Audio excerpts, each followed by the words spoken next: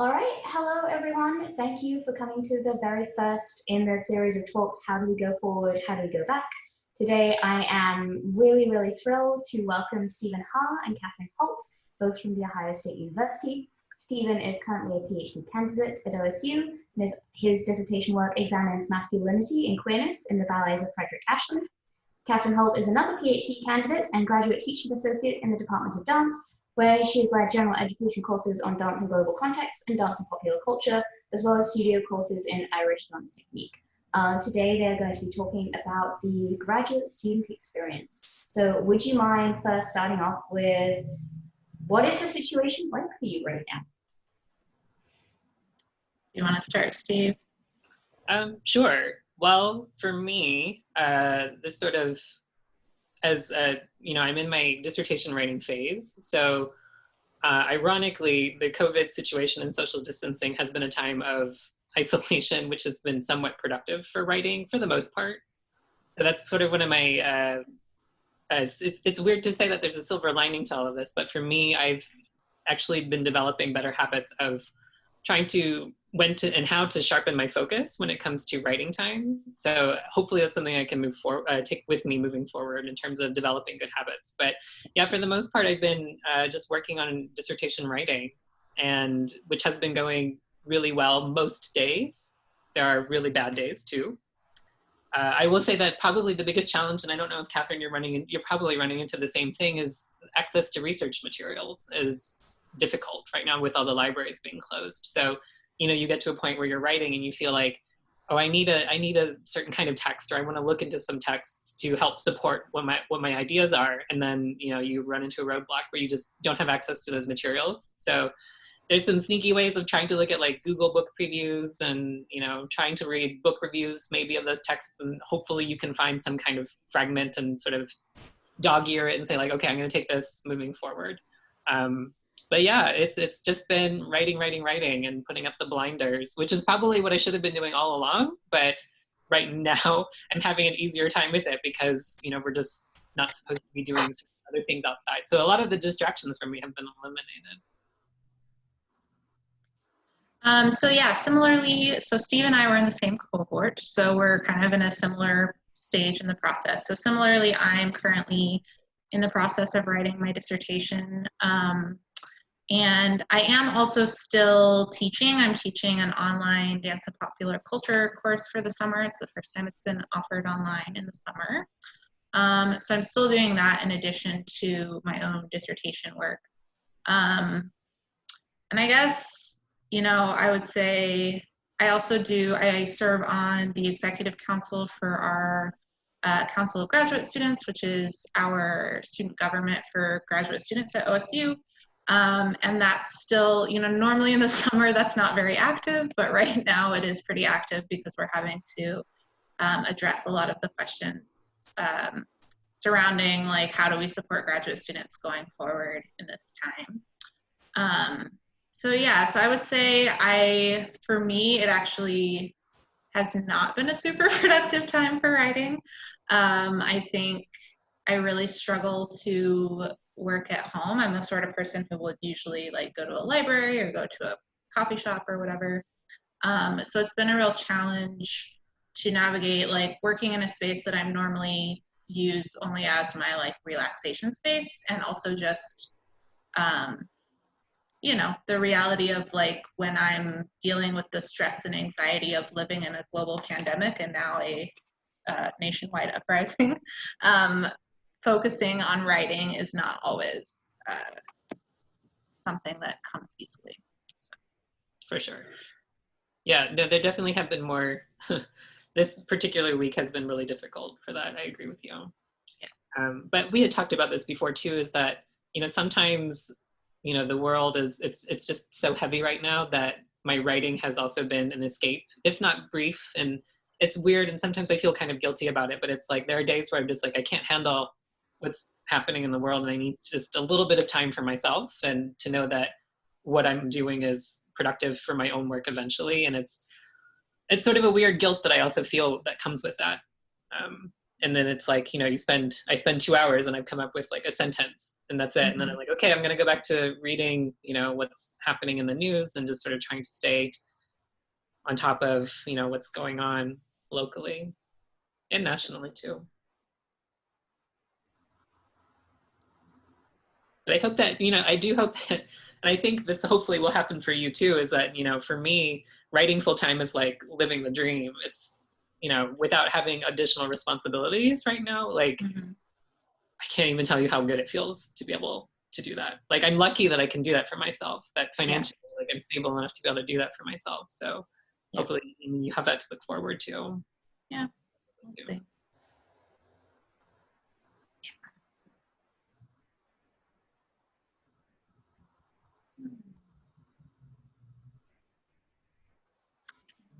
Kathryn, I'm wondering, because you mentioned that you're also teaching a dance and popular culture class.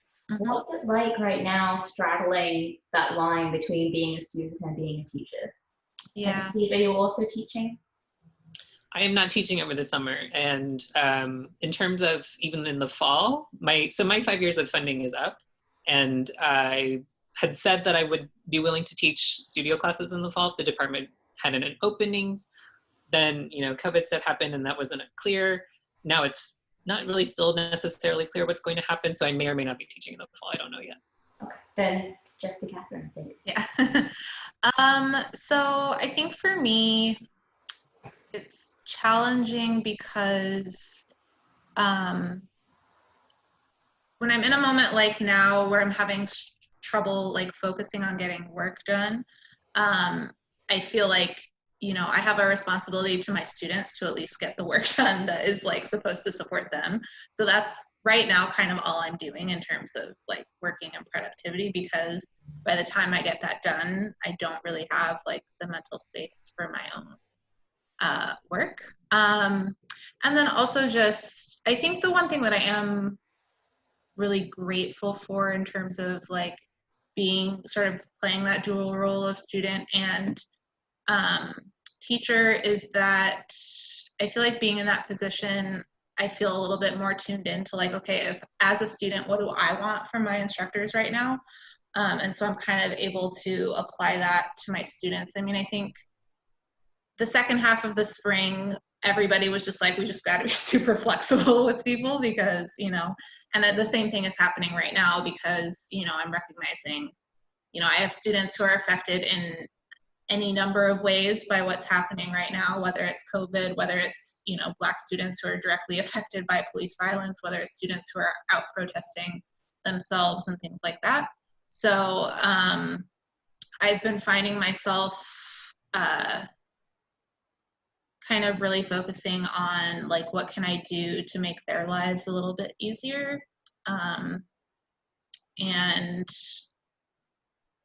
I think knowing myself, eventually I'll get to the place where I'm like, okay, I need to focus on myself a little bit more. But I think my first impulse tends to be like, I have to like make sure they're good first, and then I can worry about my own stuff. And I think that that's also for me just part of the challenge of like dissertation writing as well, because it's like such a long process. You don't have like, at least when I'm teaching, I know like, okay, I have to like have this video recorded by tomorrow because they need to be able to watch it by then. So having those like consistent sort of that structure of knowing like I need to have this done for them by then is much easier to focus and get done in these like high stress times than I have an entire 40-page chapter to write, that kind of thing. So that's kind of been the struggle. And also just and this is more about being a teacher than it is about the straddling. But figuring out, especially in an online format, which is where we're at now and where many of us will still be at some level in the fall, it was much easier in the spring because I had already been in the classroom for the students for a while, so they already knew me, that I felt like when I tried to communicate to them, like, don't worry about getting things in on time and those things, they like knew that was true. Whereas now I feel like because our whole relationship has been online and not in any kind of like real-time context, I feel like I'm I feel like I almost have to communicate with them more to make sure that they understand that like my expectations of them, like that I'm not expecting them to behave as if like nothing is happening. So kind of a struggle. Yeah, and I'm not going to be teaching next year because I have a fellowship finally. But I was thinking about like if I were, you know, like what is, you know, these experiences of these last few months, what does that teach us to bring forward into the future? And I think I'm thinking about like the reality that like the uncertainty of the moment we are in isn't going to change anytime soon, because I think about not only like the pandemic is going to continue, the results of what is happening right now are going to continue. We have an election coming up in November where any number of things could happen, and that is not likely to be peaceful regardless of what the outcome is. It's likely to have some violence and stuff around it. So just like recognizing that we're in a time right now where things are always going to be uncertain and always going to be difficult for our students. So I think, because I think this summer I tried to start out being a little bit more like going back to like the normal approach, you know what I mean? And then very quickly I was like, I can't do that. That's not where we're at. So I think just recognizing that there is no going back, that we're in a new reality. So. Yeah, I mean, I often find myself thinking about, you know, what's really most important, and it seems like the goalpost for that change every day. You know, there aren't really clear answers, and I think that's the thing that's also kind of frustrating and exhausting sometimes, is that, you know, none of this is stuff that we can solve short term. So yeah, I echo your feelings there.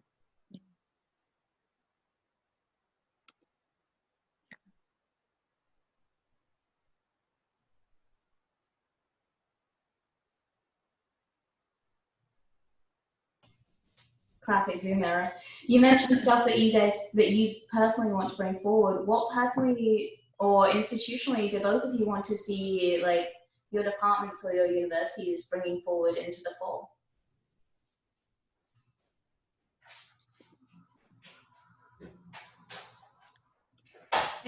I think really specifically to the graduate student experience, something that I think many of us struggle with is balancing like the expectations and mental health. And I would say like in this last like year or so, even before the pandemic, I was already getting to a place where I was like, I know how to prioritize my own mental health, but the department and university and structure like is really pushing back on me for it. You know, like when I am saying like I need more time to do this thing, I'm getting a lot of pushback. And so, and I found that even being true, it was like a lot of people pulled back on that because of the pandemic, because everyone recognized that our lives were thrown into turmoil. And I'd like to see like a continued pulling back on that, like I feel like we get a lot of lip service to mental health, but like a little bit more of like being willing to like shift and change your expectations of graduate students and what is like actually like feasible and healthy to ask of them. And so I think that has shifted some through this process, although I would still say it's still not enough. But I would hope that this moment of like recognizing the importance of flexibility and care and like recognizing people's humanity within the institution, I would hope that that is something that we can keep pushing forward. Yeah, to that end, well, I'll say a couple of things in terms of the topic of mental health. Something that I started doing is I started seeing a therapist every week during the semesters. And it's covered, luckily, you know, I go to a place that's covered by, it's not at OSU, but it's covered by student health insurance with a copay. So it's fairly minimal. And again, this is, you know, coming from a place of sort of financial privilege where I'm able to cover that. So I'm fortunate that I can do that for myself. But I will say that that is something that has been really helpful and just something to have in my corner and reassuring to have that sort of weekly appointment. And it's something that also continued through COVID, sort of the situation that I was able to do that virtually with my therapist. So that is something that has been really instrumental for maintaining good health for me, because there definitely have been times where, as a graduate student, where it has not been going well for me. And I come to realize more and more that a lot of that was really just sort of in my head. And so, trying to work through that as best as possible with outside input has been really helpful. Because, I will say that my advisor and the faculty around me have always been supportive. And, it's not that they don't want to see us succeed or anything like that.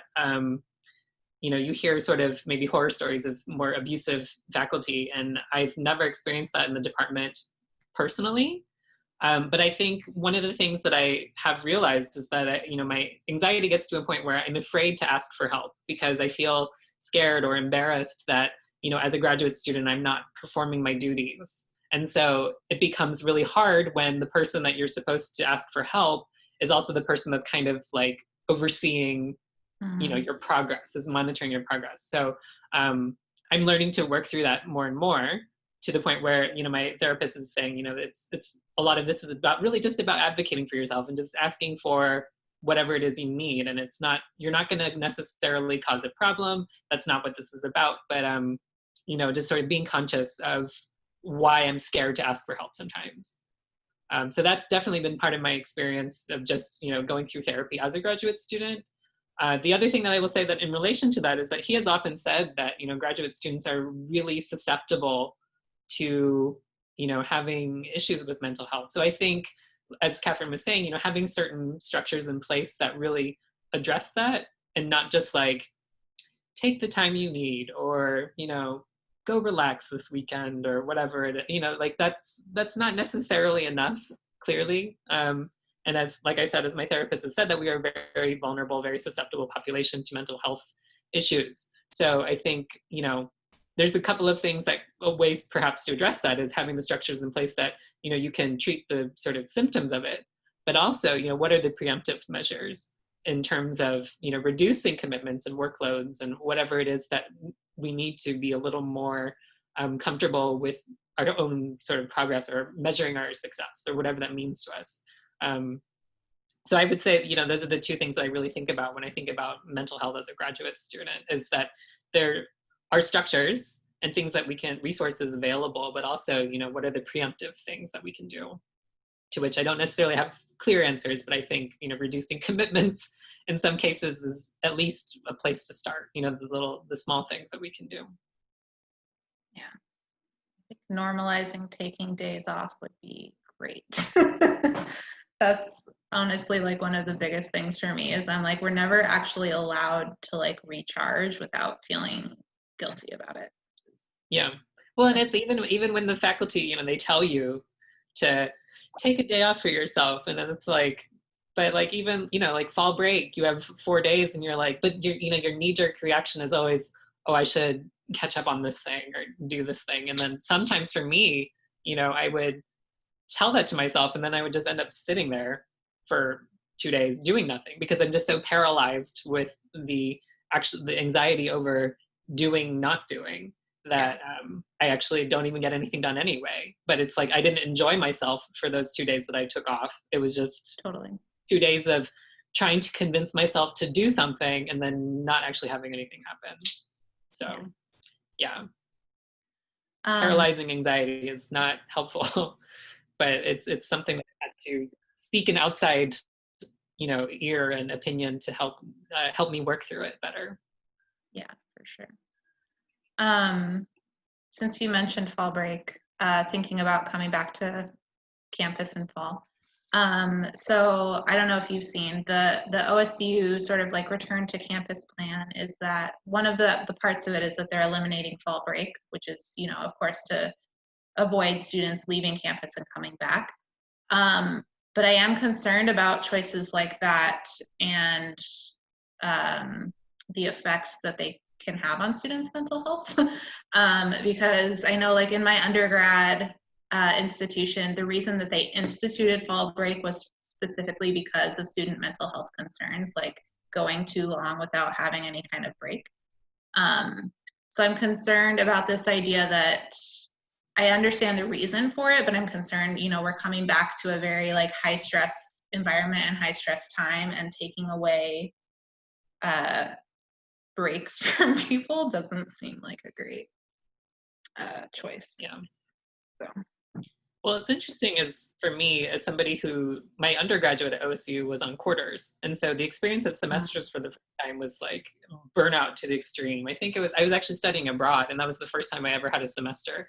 And by week 9, I remember feeling like, okay, ready to be done. But, you know, on the semester, it's 6 more weeks. And I remember feeling like I was going to die. Like I just wasn't going to make it. So yeah, I think the sort of addressing the burnout is really important. Although I don't know if this doesn't necessarily help with burnout, but you know, I think we can kind of sneak in things into our syllabi perhaps that help address that. And I think, Fen, I have you to thank for this a little bit because of when you passed on the Western Consequence History syllabus to me, the last 2 weeks, I think, maybe a week or two, there was, it's just work time. It's just for the students to do whatever they need to do to sort of build up their final projects to submission. And that has been like the most amazing thing because I just, you know, it's hands off. It's just like, all right, you guys, you have, you know, 2 weeks to just do what you need to do, even if it's not from this class. Like if you just have other finals that are just, you know, weighing really heavily on you and that's what you need to address, then go do it. I mean, so maybe that would be one strategy, at least on our end, to the best that we can do in place of fall break, is just to put a week in the middle and say, this is work time. Yeah. Do what you gotta do. do what you gotta do. Even if that means, you know, lying down for a full day, you know. Yeah, for sure. So yeah. Thank you for that, Fen.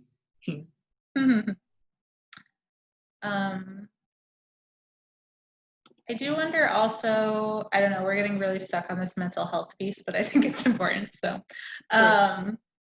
so something that in terms of COVID, I've seen come up a lot and that I've been thinking about a lot is like the extent to which we haven't actually like had any sort of like collective grief or collective mourning over the fact that like hundreds of thousands of people are dead.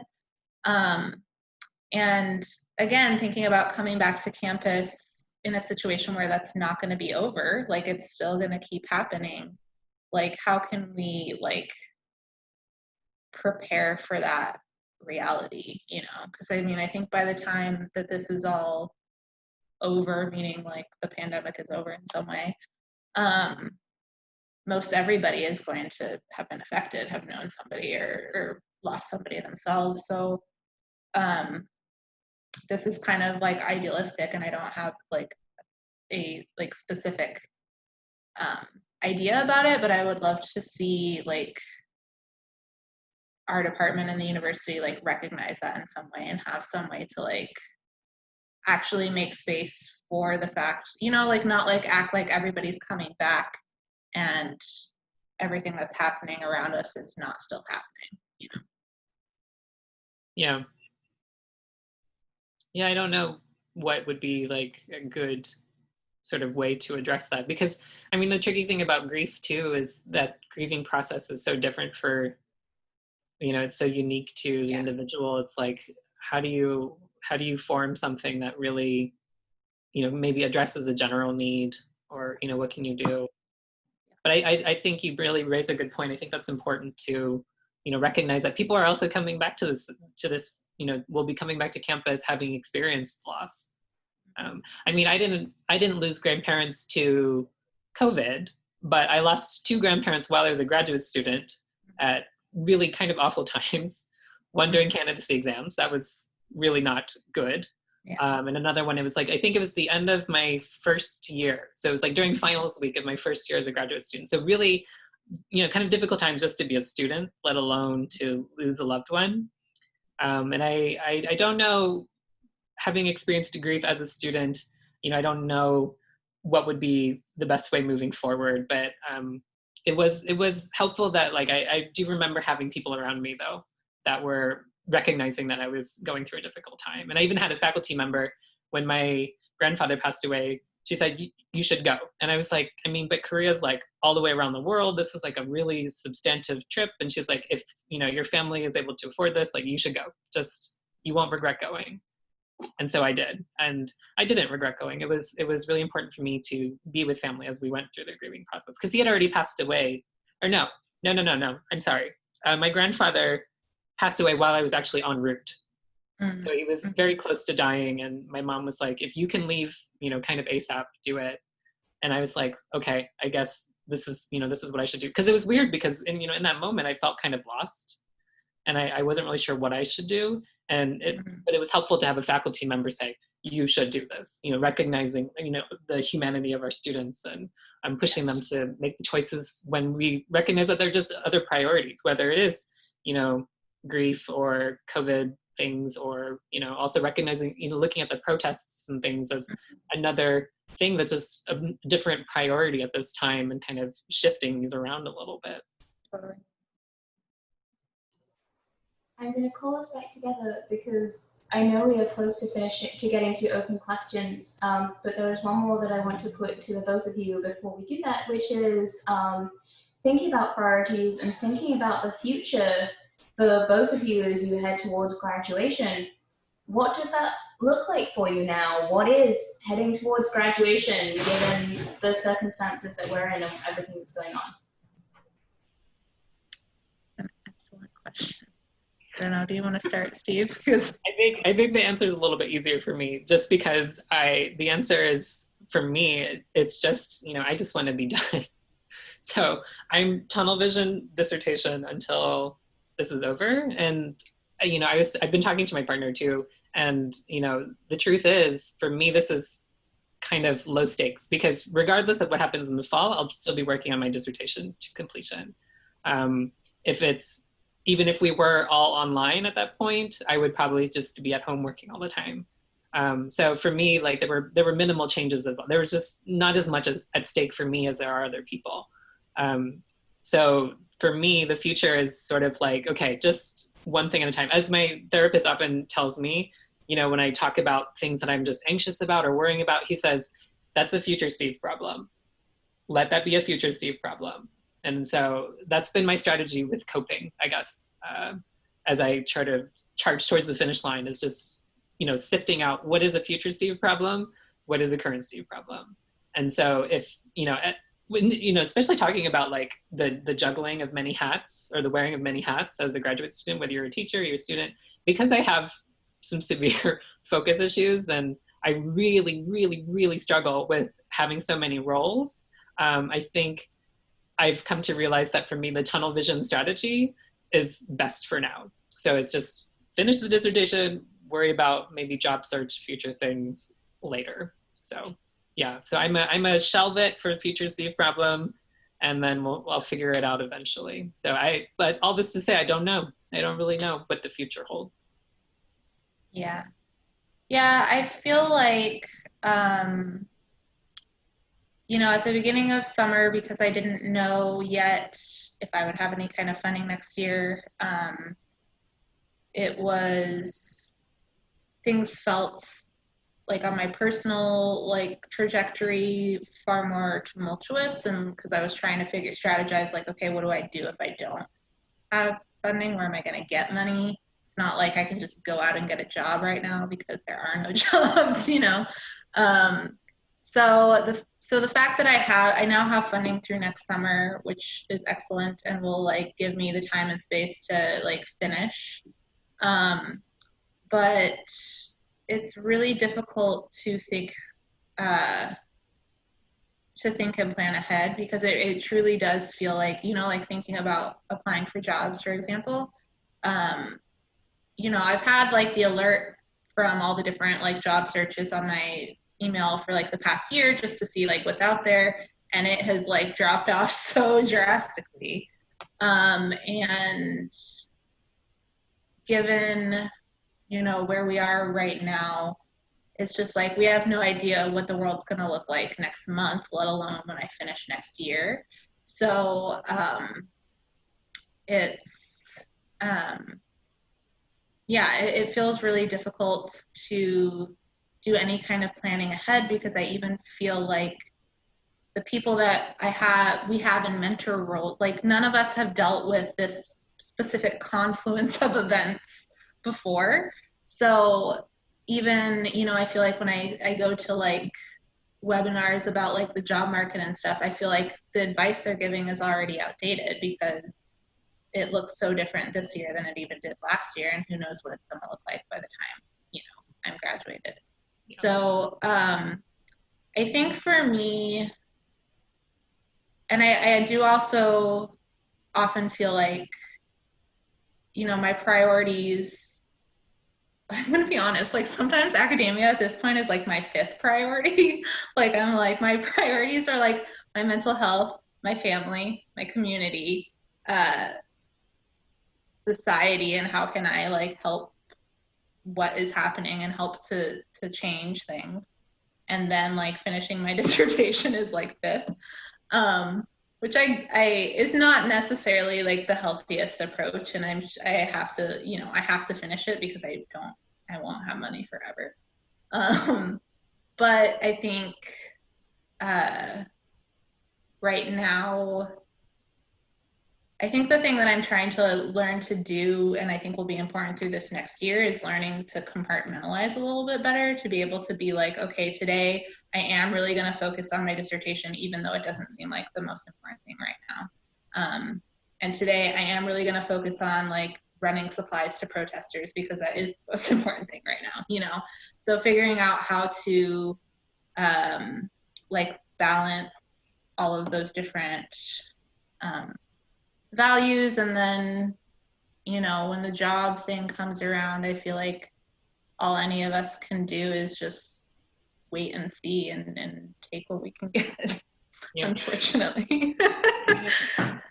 I always have this metaphor of like the academic job market feels like trying to hit a dartboard that's a mile away. You can't even see it, and then you may or may not start. It just feels so unpredictable and so impossible to know, even before any of this was happening. So even so now it just feels even more unknown than it did before. Yeah.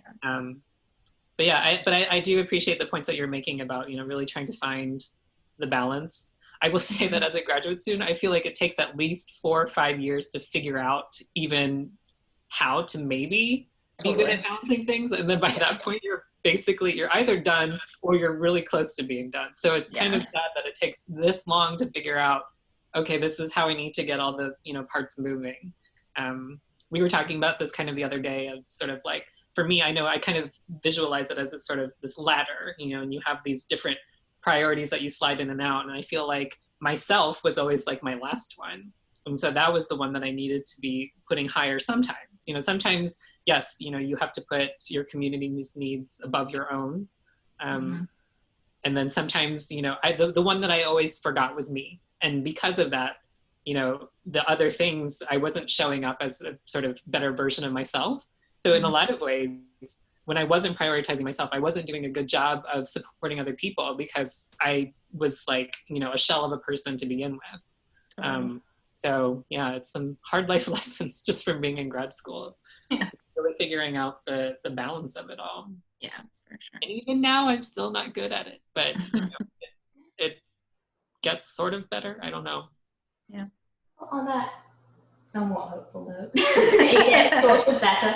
I would like to welcome our other folks who are in the conversation. Please unmute yourselves and open up your videos and say hello and let us know what questions you have. And let's pause that first. Before you do that, thanks so much to Kathryn and Stephen. I loved hearing you guys talk about all of those things. That was really, really valuable. Thank you for being so honest. Right. Well, that's like. There we go. That was great. I mean, wait, full disclosure for anyone watching this later, we are all 3 of us in the same cohort. The mental health thing it's super real, and I don't think, Kathryn, you should I mean, you said, you know, felt like you're going on about it, but like, it's important to go on about it because it's like, it's happening and it's so much more pronounced right now. I guess, I don't know that I have a question so much as maybe offering like an additional perspective, perhaps, if that's all right, Fen. I will, for transparency in recording, say that Benny will be joining us again in a fortnight to talk about digital classrooms. So long as you don't overlap with what you want to talk about. No. You're more than welcome. Nothing I say now will be said again. I was just going to say, although we're in the same cohort, I had this really strange opportunity to get a full-time job. So I'm wearing a lot of roles as a full-time professor, full-time graduate student working on trying to write my dissertation. I'm now on the Ohio Dance Board, and the sort of the compartmentalization would be really helpful right now, but it seems that the requirements of the different hats that I wear arise during the pandemic, and now during the protests, arrive out of nowhere. They're not expected. They're not anticipated, and things that can't be planned for need to be reacted to immediately.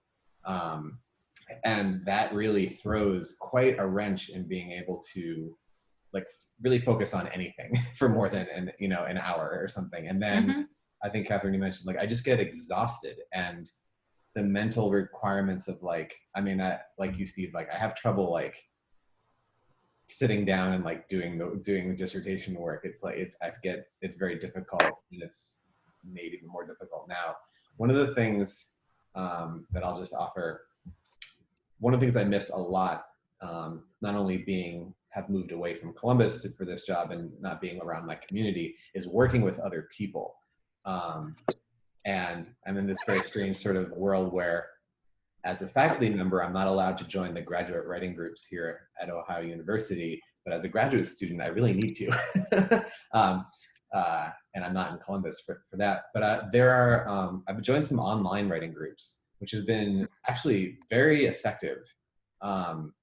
They're scheduled throughout the day at different times for 2-hour slots, and you just join and hello, turn everything off for 45 minutes, check in and do it again. And I found that I've been able to get more done in those short amounts of time than, like you were saying, Steve, like a sentence in 5 hours, like, or 3 hours. So that's helpful. I also am very concerned about, as graduate students, graduate students who are teaching, and as faculty here, what our undergraduate students are up to. I think we all sort of got a lens into their worlds in that last couple of weeks of online teaching. And I know some students can't afford to come back to school. Some students, I'm running the summer dance intensive, which is now online, and a number of students who are really, really thrilled to be able to do it now have to work over the summer, and they don't have time to dance, really. Folks are stuck in environments that are not conducive to, well, living, in some cases, or eating in some cases, which has been challenging. And as a graduate, in our role as graduate students and also teachers at the same time, like, what is our responsibility to those students? So and I don't think there's been a lot of clear direction from certainly the administration here necessarily, but probably at OSU, like how much of our time do we give to the non-teaching parts of teaching with these students, and what is appropriate and what's not appropriate. They're just some of the things I've been thinking about. Yeah. I wonder, I guess one question I could ask is, what are your hacks for actually getting dissertation work done? Like, mine is these online writing groups. Yeah. Well, that's what Kathryn, Lindsay, and we do. We do a writing group, and we do it in 45-minute chunks where we write and then meet up for a few minutes. And so we're not like on Zoom the whole 3 hours, but we break it up into 45-minute sessions and then check in between. And sometimes we're like, so I read one page, or like I wrote a paragraph, or like, sometimes the progress is really good. Sometimes maybe it's not a lot in quantity, but I think we just sort of cheer each other on in that regard. So that's been, I think, really helpful for us in terms of really getting work done. Although sometimes it's not, even when we were doing it on campus, it's not always dissertation work. Like sometimes you're like, if you just can't focus on your dissertation, then you might as well do something. I think I would use those sessions sometimes just to grade for 3 hours because I couldn't bring myself to do it otherwise. Yeah, I do find that especially helpful right now because we're so isolated that it is really helpful, especially me because I am alone. It is really helpful for me to have that like space and time with other people. But I also like want to be a continued advocate for like it being okay to not work on your dissertation sometimes. Like I know this isn't the best like perspective or advice to take, but I just feel like especially in this moment, like, and by this moment I mean like the last like 3-4 months, that like it's fine, sometimes it's more important to like take a depression nap. Yes, I like having hacks to like make sure that you get stuff done sometimes is great, but I also have been finding myself more and more becoming an advocate for like being okay with the fact that like you shouldn't expect yourself to like be writing 20 pages a week or whatever in the midst of a global pandemic and national uprising. Yeah. Well, it's interesting because I know that we've talked a little bit about struggling sometimes to feel like our work is important. Mm-hmm. And I know for me, that's been, I think secretly I always felt like it was never important. I was like, nobody cares about Ashton ballads. It's like, this is just whatever. This is just me writing about what I want to write about. But I think, yes, definitely take time away from it is helpful, but also sometimes to like find those little, I don't know, small benchmarks along the way to realize that, no, your work is important. And sometimes that just takes like my advisor telling me in person, your work is important, like actually saying those words to kind of bounce off my head, hit a wall, and then come back a little bit. So yeah, but it is a strange balance of sort of feeling like my work is not important today, but maybe some of the little things I'm doing are also important too. So giving space for both, I think is healthy. Great. I really like. Now when people say the mistakes of your research, like when occasionally I have an answer, it makes me feel a little bit better about myself. Yeah, I'm going to pause for a minute and I'm going to ask if Julia and Sydney have questions to throw into the mix. Welcome to you both. Hi. I was actually teaching a class, so I was late, but I wanted to try to come in and catch at least some of this because I think it's a really, I eventually am going back into academia. I finished a graduate degree, my MFA a couple years ago, and looking ahead at a very different world as a dancer.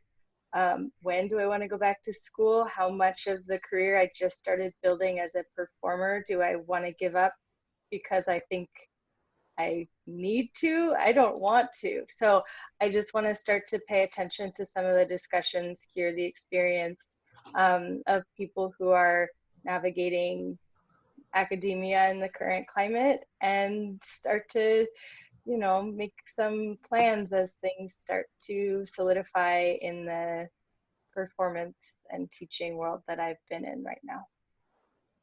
So thank you for offering this space. Sorry, I missed most of it. I'm just glad you showed All up. right. Yeah.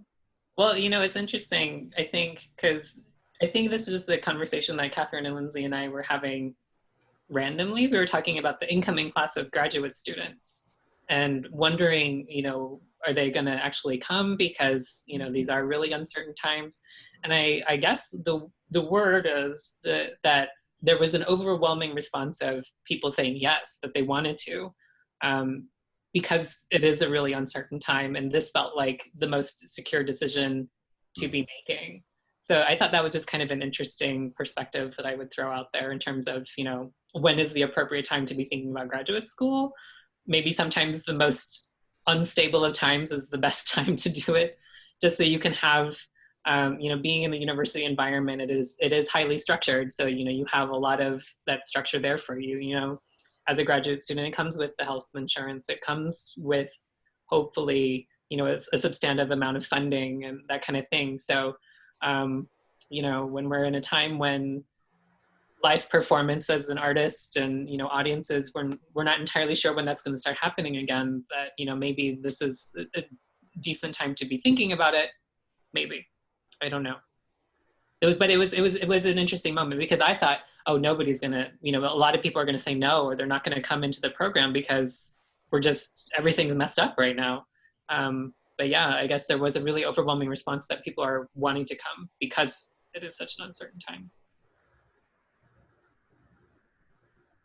Thank you. I enjoyed your talk and the ideas that came up, and I stepped out of academia. I'm Julia, known Fen for many years.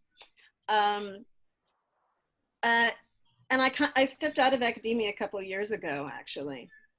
And it's interesting because you guys were posing these, what's the significance? What does it mean? What is my value now? Is anybody going to care about this little bit of research? But, I always think the research isn't the end. The research is just the means. It's like what you're doing isn't just the research product, but sort of the process of thinking. And in the end, it's going to be worthwhile. So I always think there's no reason to sort of doubt that aspect of it or the value of it, despite the global pandemic. But my question is, but it resonated with me. It was a very, when you I think Kathryn, you said it was your fifth priority or something. Yeah. I was like, yeah, I can see that. I totally get it. I stepped away from teaching because I know that other people during this situation need money. That's their only source of income. I have other sources of income. So I kind of thought I'll step back a little bit and let other people do it virtually. But my question is there an ideal for getting your PhD? Like, is there an ideal setting? Like, is this the worst thing that could happen? Or is this just one variation among many possibilities about like encompassing the stresses of doing a PhD? Every PhD is hell. It's just which one you choose. I don't know. Any thoughts about that? Yeah. I think this aspect of it has been very unexpected.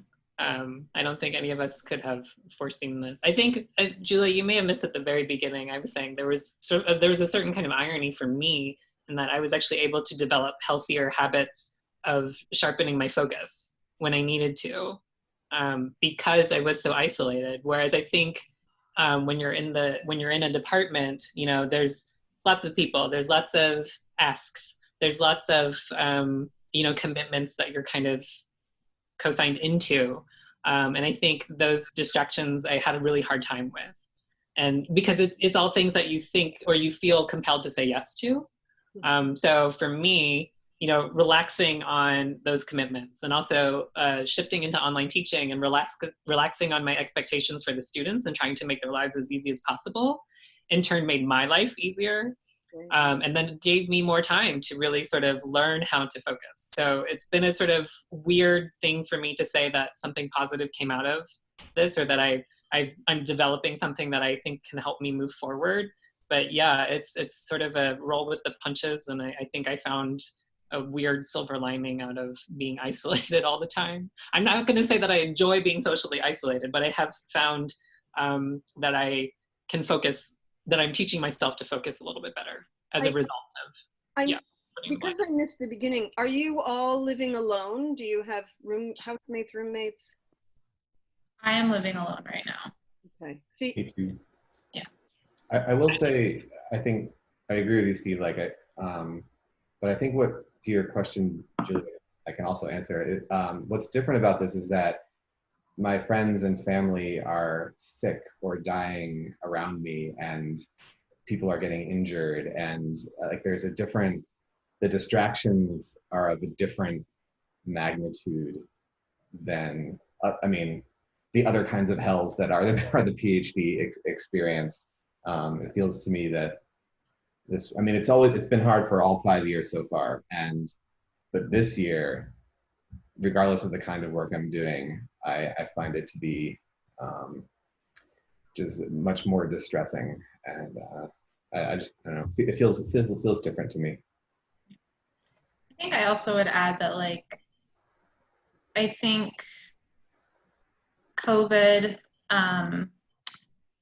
really has just like exacerbated all of the issues that already existed, both in terms of like our society and within the universities and things like that. So I think for me, it's not that it's so different, it's that all of the ways in which graduate students were already like financially precarious or already like exploited and already had, you know, severe mental health issues.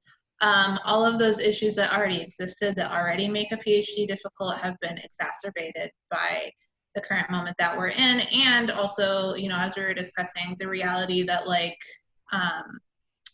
now that our job prospects are even more uncertain than they already were. So I think there's that it's just a moment of like all of these extra like societal things exacerbating what was already there and what was already difficult, I think. And I will say, I think that my cynical side comes out a bit because of the fact that, you know, I graduated undergrad in 2008. So I graduated into the first Great Recession. And now I'm about to finish my PhD in, you know, probably the next Great Depression. So I think that also just specifically for, not to say, you know, like, oh, millennials have had it so much worse than everyone else, because I don't think that that's true, but I think that the sort of specific like economic challenges that we face are really, because for me, that's like the thing that makes my struggles as a PhD student in terms of like mental health and all those things the most difficult, is like when I'm worrying about like, oh, but if you're not going to pay me over the summer, how am I going to eat? You know, like those kinds of things. If you still expect me to be doing research, but you're not going to, you know. So I just think that like everything in the United States, at least, the pandemic and now what's happening in terms of the protests, are really just exacerbating and exposing the things that were already there. Yeah. Can I follow up on that? Because I'm curious. Do you see any ways in which turning up the volume on some of these issues might push us towards finding solutions? Like a lot of things that have gone under the surface starting to become more, oh goodness, this needs some action on it right now.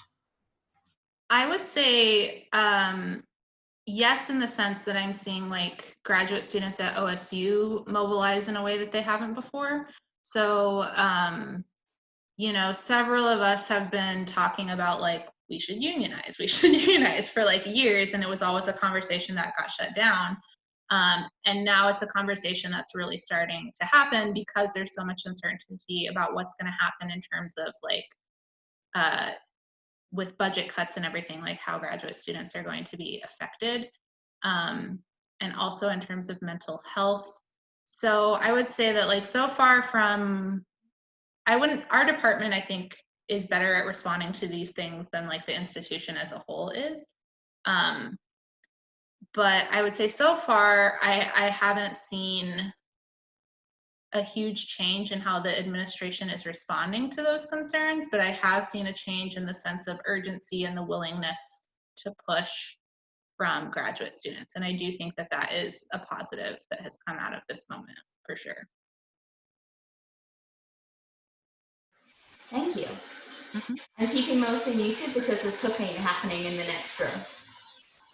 What's that?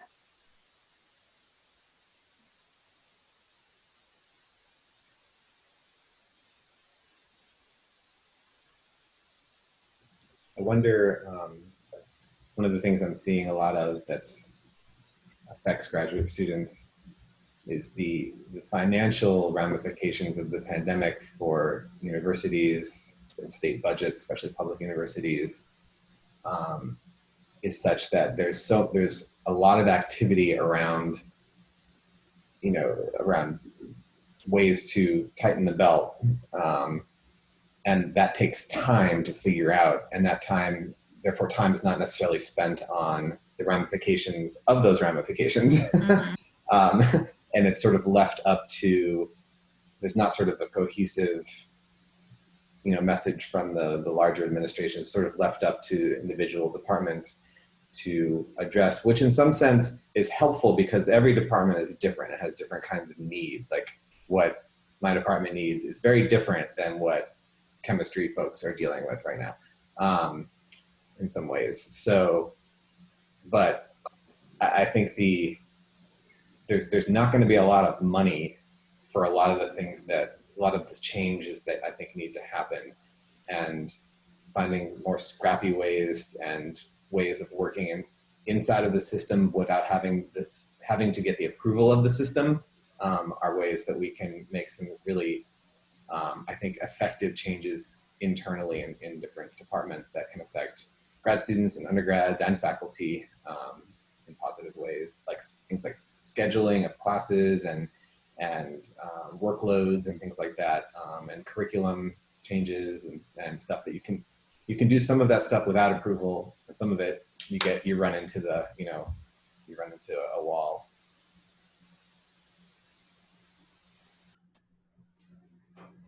I think I'm going to suggest like a generalized unmuting and a bit of a free-for-all. I scheduled this to end at 6:45, but I know that the pressure on Steve and Kathryn of just being kind of question can get to be a lot, especially over Zoom. So once again, thank you to you both. This has been really, really fantastic. And I'd just like to open up now to broader discussion of some of the things that have come up.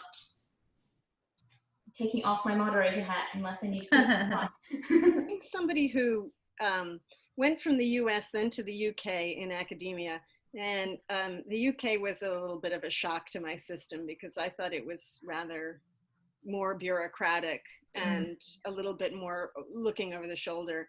But I'm not entirely sure that's, it's a generalization, every institution is different, but I can't help but wonder whether, sudden change isn't, the reason for the change is bad. But I wonder if sudden change provokes new ideas. And are there any new ideas that have come up that you're going, actually we could improve this situation, or maybe we need to think about what it means to, what degrees mean, what faculty mean. I don't know. Any thoughts? Anybody? I mean, I'll chime in and say that shifting to teaching online, I started doing a lot of I just put my students in breakout rooms and have them do small group discussion for half of their dance history course. And I said, these are the questions, these are the sources, this is what I want you to talk about, have at it. And there was a depth of discussion I would never expect to see in a large group class. They really, really got into it. They were really enthusiastic. They were talking intelligently. So there's definitely been, even having to adapt really, really fast, there are things that I want to take on and use. Like the idea that like things that we would have previously not considered to be maybe the optimal solution might actually work better than they think they do. Does this carry over into graduate degree work? I mean, for grad students, because it's a little bit different, but. Yeah, I mean, it's hard to say because none of us who are here are in coursework anymore. So we're all in the writing the dissertation phase. So in terms of how it's worked for those students who are still in coursework, I'm not sure. I can't really speak to that. Yeah.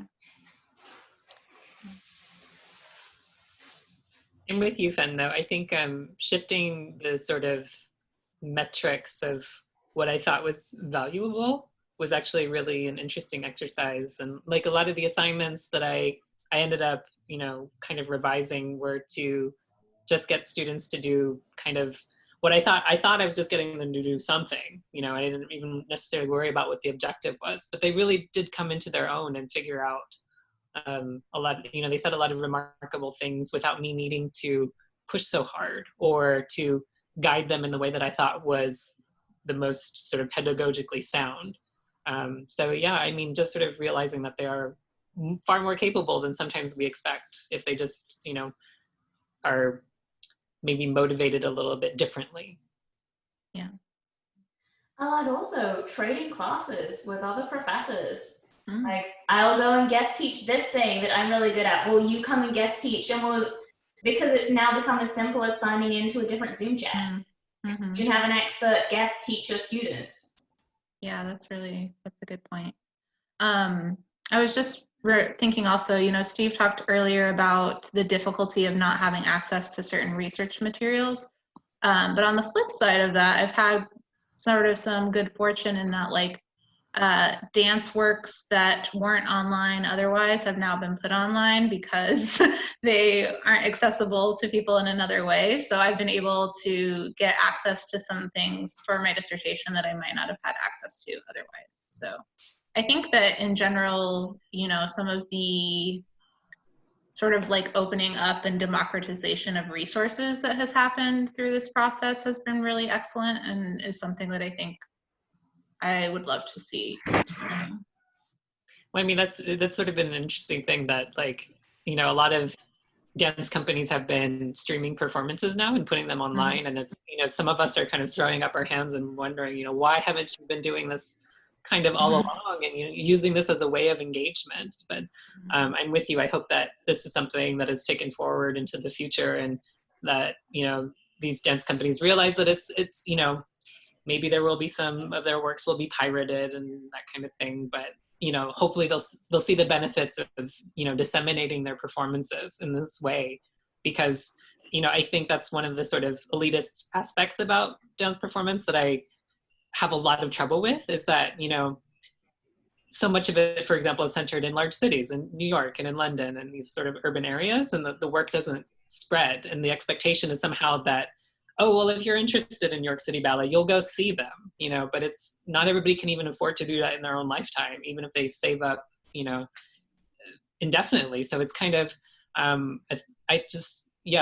think that sort of the access to performances that has increased as a result of the pandemic is actually really important to hopefully just keep going and to continue that.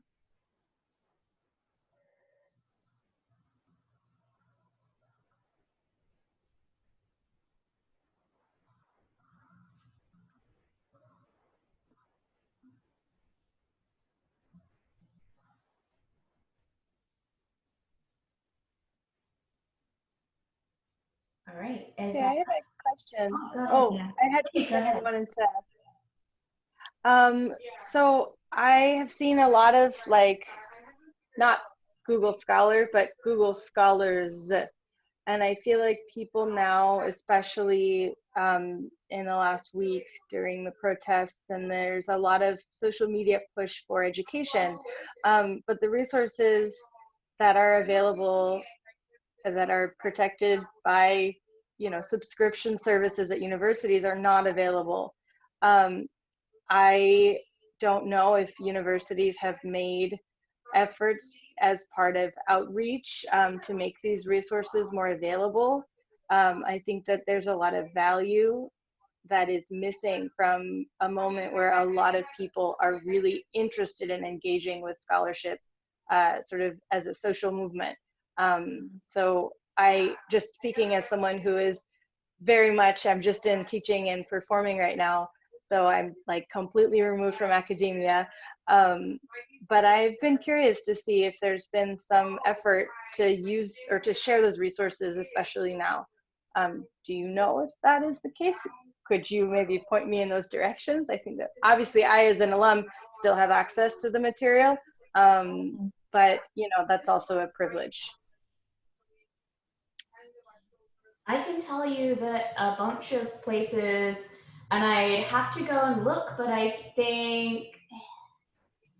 believe JSTOR and I think Taylor and Francis and some academic publishers have been making efforts to put any research on COVID-19 out there for free. I know that there are definitely activist collections of free material relating to race in the United States. I definitely know that documentaries about race in the United States are being put out for free. So yes. But if you want sources, I'm going to have to put them in the Facebook group because I can't off the top of my head them right now. He's living the life with That I would really appreciate that if you happen to be able to do that. So thank you. Yeah, I know there was, I'm trying to find the name. I might put it in the Facebook group as well, but there's like an online library system that like digitizes books that aren't otherwise digitized that had opened up their holdings in the past couple months, but I'll have to look up and see what it is. Yeah. That's the only thing I can think of. That's a really good suggestion, though. Thank you for bringing that up. I mean, that's even something as current graduate students that we can bring up with our department, you know, Yeah. how are you now currently, you know, choosing to activate, engage with the community, you know, what are we putting out there, which I don't think OSU has actually addressed yet. So that's actually a really good reminder for us. So thank you. I'm just going to make a small plug that next week our topic is writing and publishing. And we all have two people who are very much able to answer that question. Perfect. Coming in to talk to us. Goody.